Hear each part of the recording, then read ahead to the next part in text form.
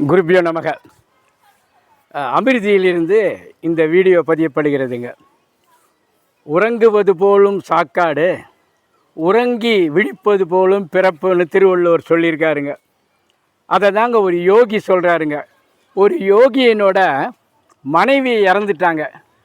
அவரை பார்க்குறதுக்கு அந்த கிராமத்தில் இருக்கிறவங்கெல்லாம் வந்தாங்க. அவர் கொஞ்சம் ஃப்ரீயாக சிரிச்சுன்னு பேசின்னு இருந்தார். என்னங்க நீங்கள் மனைவி இறந்துட்டாங்க, இப்படி சிரிச்சுன்னு பேசின்னு இருக்கிறீங்களே அப்படின்னாங்க. நான் என்ன பண்ணணும்னு எதிர்பார்க்குறீங்க அப்படின்னாரு. இல்லைங்க, துக்கம் உங்களுக்கு இல்லையான்னாரு. துக்கம் அது வேறங்க அப்படின்னார். உங்களுக்கு புரியாதான், சாவுன்றது உலகத்தில் இயற்கை தான்ன்றார். ஜனங்க இதெல்லாம் நீங்கள் சொல்கிறதங்க எடுத்துக்க மாட்டேன், உங்களுக்கு புரியாதுங்க, பாண்டவர்களுக்கே புரியலையே. என்னங்க பாண்டவர்களுக்கு என்ன புரியலைங்கன்னாங்க. பாண்டவர்கள் குருக்ஷேத்திர யுத்தம் நடந்தது பாருங்கள். குருக்ஷேத்திர யுத்தத்தில்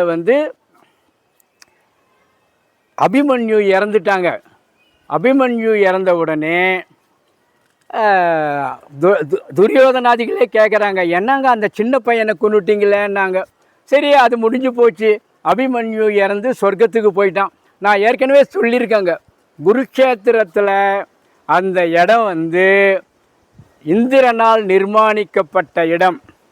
அந்த இடத்துல இன்னைக்கு ஞானிகள் அங்கே தபம் பண்ணாங்கன்னா சித்தி அடையும்.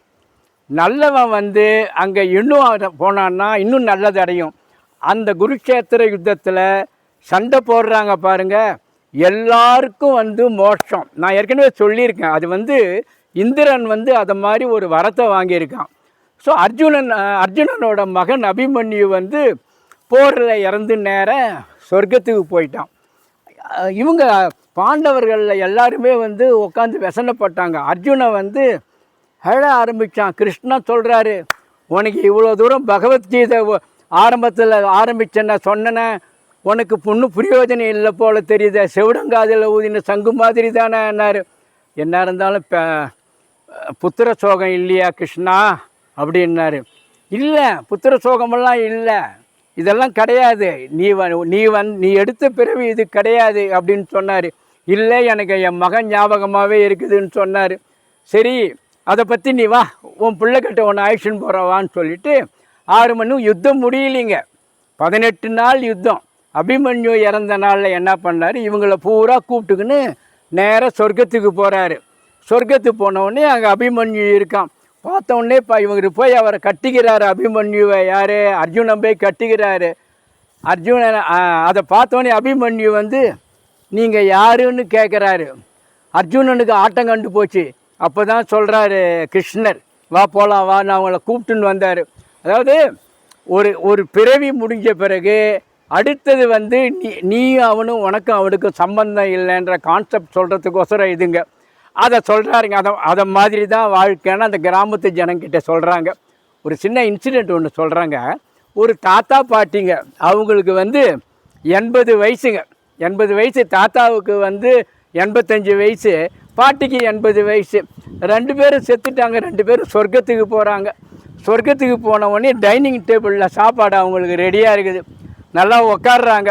உட்காரும்போது பாட்டி இரு சாப்பிடாதன்னா, என்ன சுகர் டேப்லெட் போடணும் நீ அப்படின்னாரு. அங்கே தேவேந்திர சபையில் சாப்பாடு போடுறான். நான் இங்கே சுகர் டேப்லெட்டு ப்ரெஷர் டேப்லெட்லாம் கிடையாது, இங்கே எல்லாம் நீங்கள் சாப்பிட்லாம் அப்படின்னாரு.